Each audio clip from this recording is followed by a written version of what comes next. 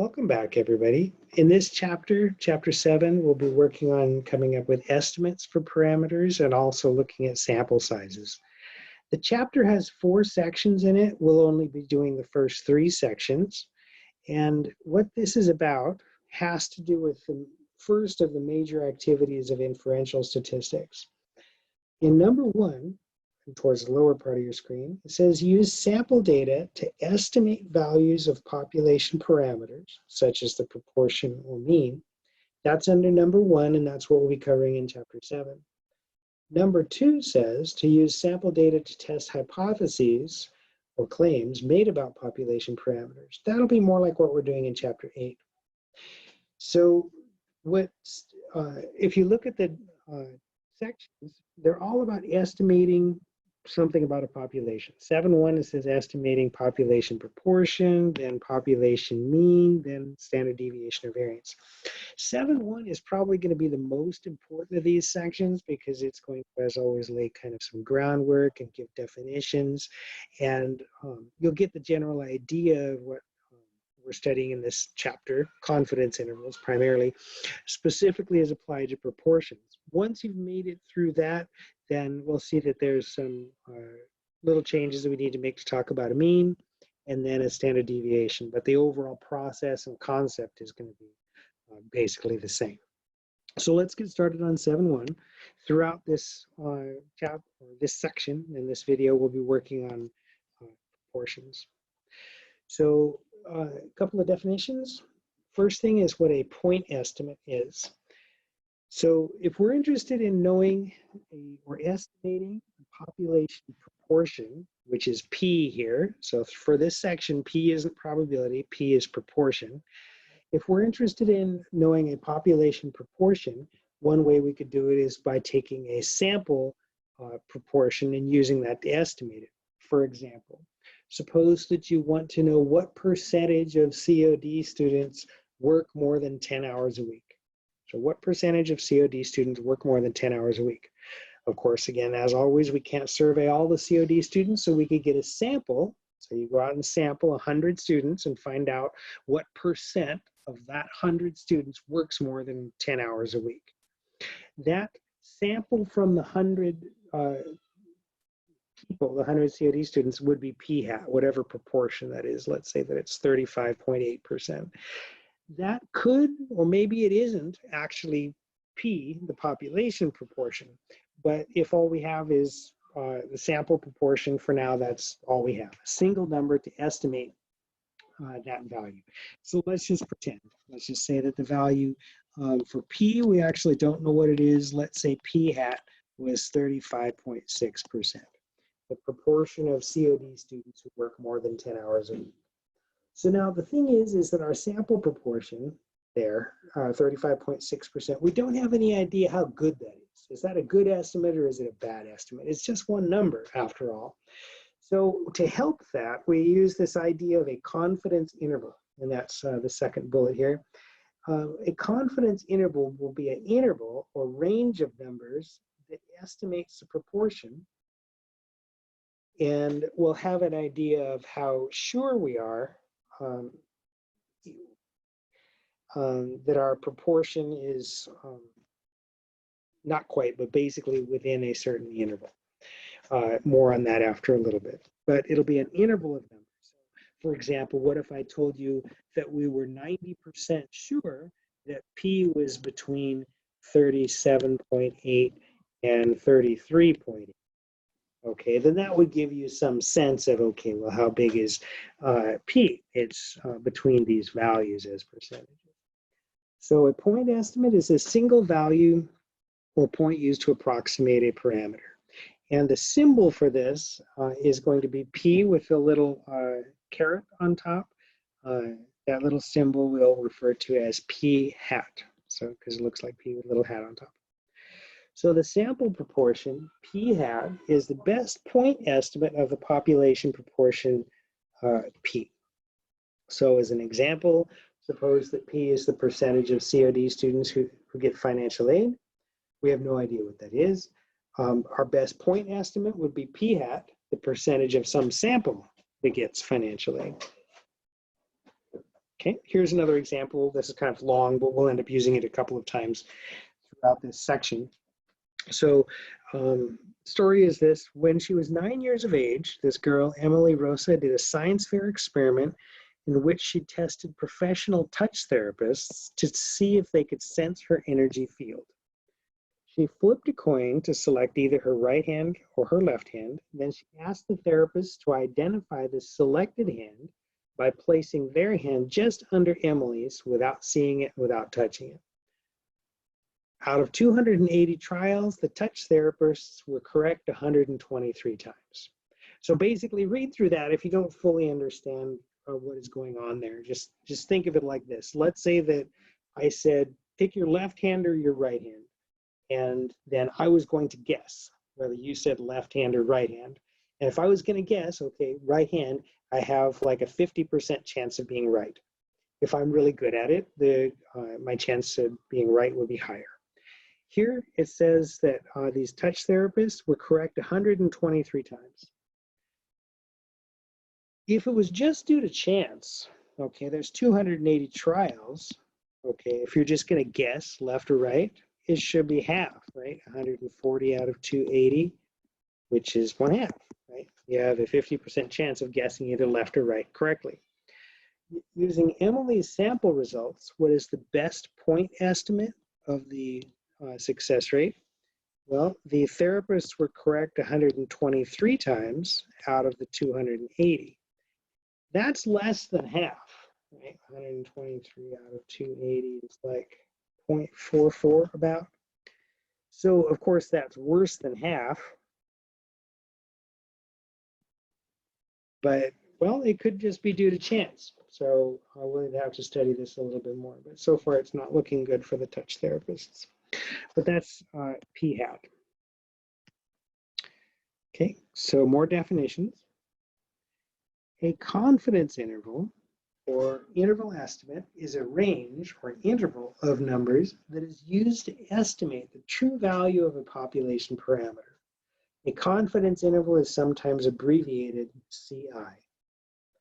The confidence level is the probability 1 minus alpha. So this letter that looks like an A but a little with longer tails, kind of, or almost like a fish, is alpha. It's a Greek letter. The confidence level is the probability 1 minus alpha. Usually it's fairly high, like 95%. It's the probability that the confidence interval that we create actually does contain the population parameter, assuming that the estimation process is repeated over and over. That confidence level, 1 minus alpha, is sometimes called the degree of confidence or confidence coefficient. Values that are frequently used are 99%, 95%, and 90%. If you think about it, that makes sense. If you want to say you're sure about something, you'd say, okay, well, I'm 95% sure of whatever it is. People wouldn't be very happy with you if you said, okay, well, I'm about 60% sure that, you know, whatever fact. Usually these confidence values are 90% or higher. Okay. So then remember that a confidence level is 1 minus alpha. So some commonly occurring values are 90%, 95%, and 99%. So doing the arithmetic, the alpha could be either 0.10, 0.05, or 0.01 for the values of alpha. Okay, so what is the confidence idea? What is that? We're going to go through a process of you gather some data, go through a formula that will show you how to create this thing called a confidence interval. And that confidence interval depends on your sample proportion, which is derived from your sample, and it also depends on the confidence level. We could go out and collect samples and repeat that procedure over and over and over and get a bunch of different confidence intervals. The confidence intervals are built around p hat. So we're going to get a different confidence interval for each different p hat. The confidence interval that we make either may or may not contain p. Some of the confidence intervals will make will, and some of them won't. What the confidence level is, that 90%, is the proportion of confidence intervals that are going to contain P. So in the graphic shown here, we've got a bunch of different confidence intervals, and our P is 90%. So that's the true population proportion. You can see that many of these confidence intervals contain P, but one of them doesn't. Okay, not every interval will, but the confidence level determines how sure we are that the process that we use will capture that true population proportion. If that's complicated, that's fair, it's reasonable, and it does take a while to get used to this idea. So if you're thinking, what is all that? It will get better, okay? It just takes a little time. So we have to build up some more pieces to help us get into this. We need the idea of a critical value next. A critical value is the number that separates sample statistics that are likely to occur from those that are unlikely. We use the symbol Z sub alpha over 2. It's a critical value that is a Z-score. So Z-score is from chapter 6.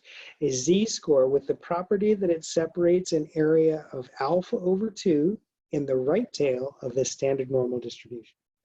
So that's kind of a mouthful, so we're going to try it. So let's say that we have a 90% confidence level, and we know that is 1 minus alpha. If 0.90 is 1 minus alpha, then that means that alpha is 0.10. So we have 90% in the middle. Remember, 100% of the data would be under the whole curve. If 90% is in the middle, then 10% is what's left. That's the alpha. And using symmetry, half of it's on either side. So here it will be 0.05 on either side. So then what Z alpha over 2 is the Z value that cuts off an area of alpha over 2 to the right. So then we can look to our standard normal table to get this value. So let's do that. So looking in our standard normal table, it's halfway between 1.64 and 1.65. So traditionally we take halfway between there and we'll use 1.645 for that. So the critical value is going to be a Z value that cuts off an area of alpha over 2 to its right. We've done it there for a confidence level of 90%.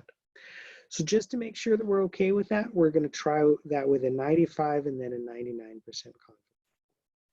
Let's go ahead and see how that looks. For a 95% confidence level, we'll have 95% of the data in the middle. So that means that 5% is the rest of it. That's split into two parts, 0.025 on either side. So then that is Z.025. If 2.5% of the data is to the right of that cutoff, then that means that 97.5% has to be on the left side. So looking in our table, in the body of the table for 0.975, we get 1.96. That will be 1.96. And then lastly, for 99%, that means that 99% of the data is in the middle of our picture. The rest is 1%. Our alpha is 1%. So half that is 0.5% or 0.005.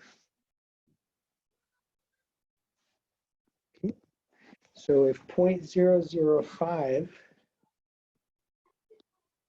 is the area to the right, then 0.995 is the area to the left. So looking in our table, in the body of the table for 0.995, that is going to be 2.575. All right, so make sure that you take some time to go through this and see how we're coming up with these values. And you might want to write them somewhere special because we're going to end up using them a lot. We'll want to be able to say, you know, for 90%, 1.645. For 95%, 1.96. And for 99%, we'll want 2.575. So make sure you practice with that. We're going to try that just one more time, this time for a 96% confidence interval. So where we'll start is we want 96% of the data to be in the middle. So 100% minus 96% is 4%. We're going to divide that by 2. So that will be 2% on each end. So we'll have 0.02 on the right and 0.02 on the left. So if the area under the whole curve is 100% or 1, and we have 2% on the right, then that means that 98% is on the left. So we'll look in our table for the closest value. That looks like 2.05. Okay, so our Z 0.02 is 2.05. Okay, we're building up to the idea of a confidence level. So as our next step towards that, we need the idea of a margin of error. So for margin of error, when we're sampling, usually p hat is not going to equal p. Not due to any kind of necessarily mistakes or sampling problems that we make. It's just that we get a difference. A sample isn't going to always necessarily perfectly represent the population. There's some individual variation in sampling. That difference between p hat and p can be thought of as an error. Again, that doesn't imply a mistake. It's just a difference between the sample and the population value. So inside the yellow box, when data from a simple random sample are used to estimate a p, a population proportion, the margin of error, which we call capital E, is the maximum likely difference with probability 1 minus alpha between the observed sample p hat and the true value of p.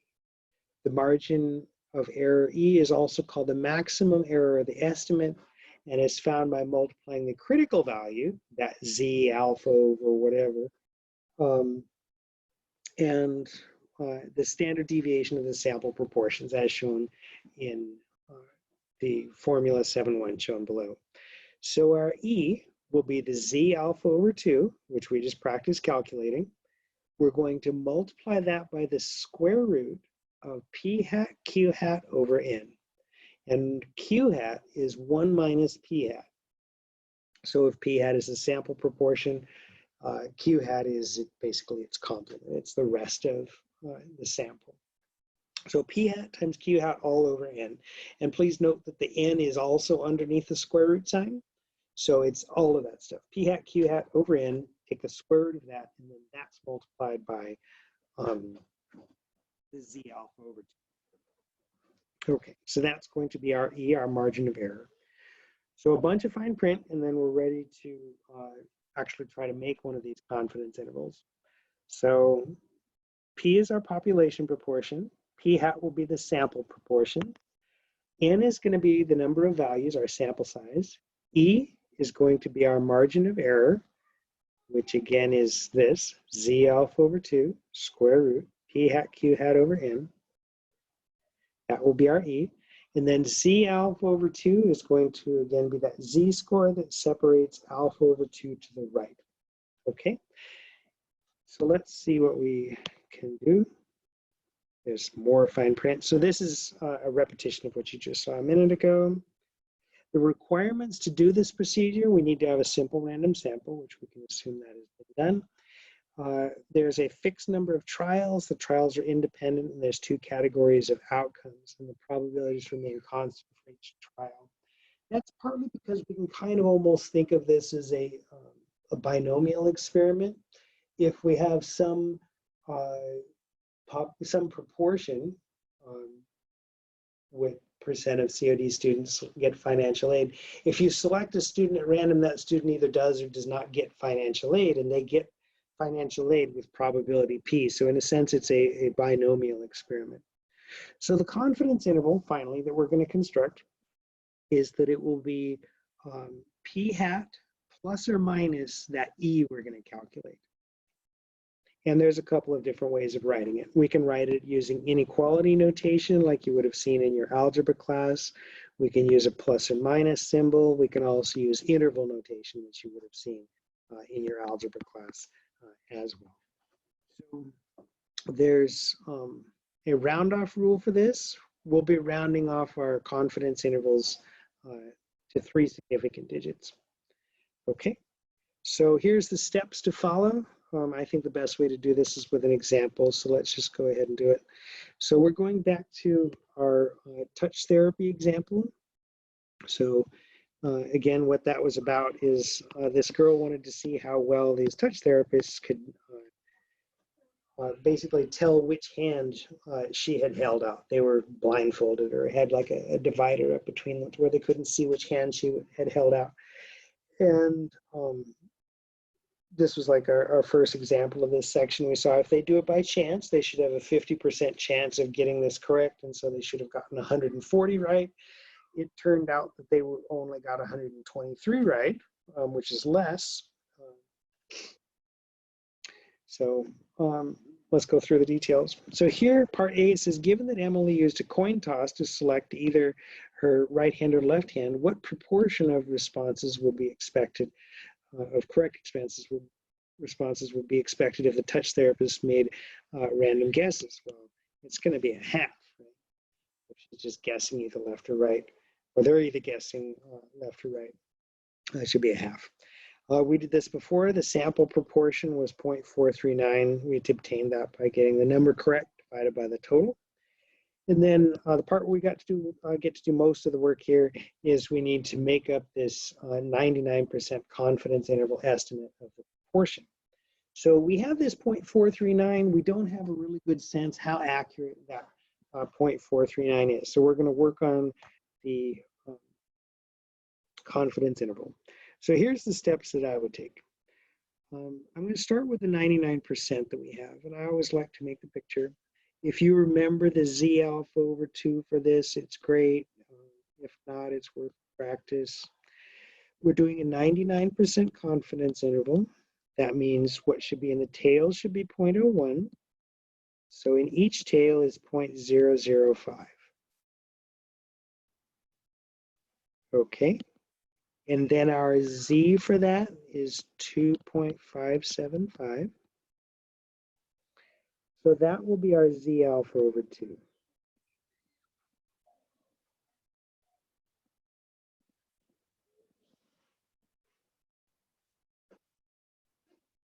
All right, so we have our Z alpha over 2.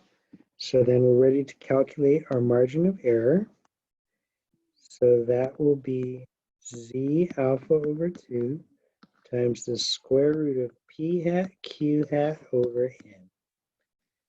So here our Z alpha over 2 is 2.575 square root. Our P hat was 0.439. And then for our Q hat, remember the Q hat is 1 minus P hat. So 1 minus 0.439 is 0.561. And then we're going to divide that by the sample size. And the sample size was 280. So let's go ahead and calculate that.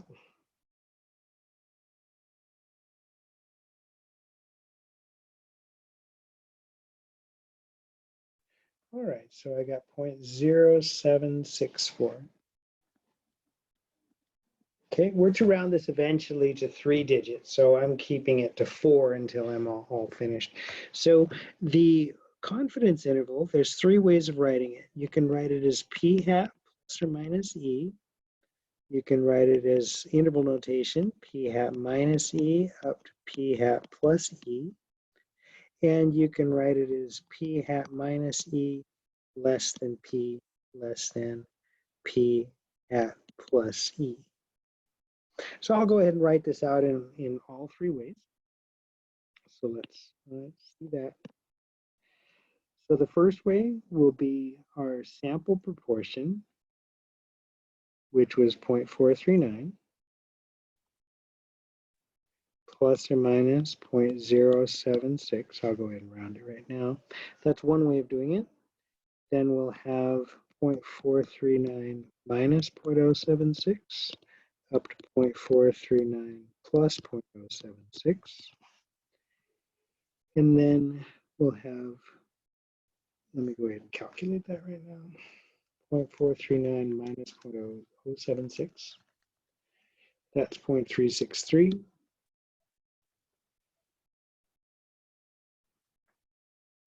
To 0.515. Okay, and then if we want to write it out as using inequality notation, it'll be 0.363 is less than P is less than 0.515. All right, so all three of these are different ways of expressing that confidence interval. You should be able to understand each of these three and know how we got from one to another. So what is it that we've done in doing this? We saw back at the beginning that Emily went out and got this sample, and she determined that the proportion of her sample was 0.439. We saw that if it was just completely due to chance, people should have a 1/2 or 50% chance of doing this correctly. Her sample, 0.439. We don't know what P is. If you could get all the touch therapists in the whole world and test them, that would be the P. We don't know that, but we know the P hat from her sample. That would be the point estimate of P, but we've calculated this confidence interval, and this was a 99% confidence interval. And so what does it mean? That means that if we went out and got samples of size 280 different touch therapists, and we did that over and over, we calculated the P hat and made all the calculations you see here on the screen. If we took the P hat from each sample, made all these calculations, came out with these intervals, that 99% of the time, the procedure that we follow would contain that P. And so that gives us a better sense of what P is. So here the interval was 0.363 up to 0.515. Looking at that, there's a lot more that is below 0.5 than there is above 0.5. And so to me, to answer part D of this, what did the results suggest about the ability of touch therapists to select correct hand by sensing an energy field? It's not very convincing in their abilities, because the bulk of our interval where we might find P is below that 0.5. All right, so in the next part, I wanted to show you how to use StatCrunch to find a confidence interval for a proportion. So that will be coming up in a second. All right, so I've signed into my math lab here, and we're going to use StatCrunch to help us calculate that confidence interval. So we're not going to use the data sets from the textbook here. We want to be able to type in our own data. So we'll go to visit the StatCrunch website. And then open StatCrunch.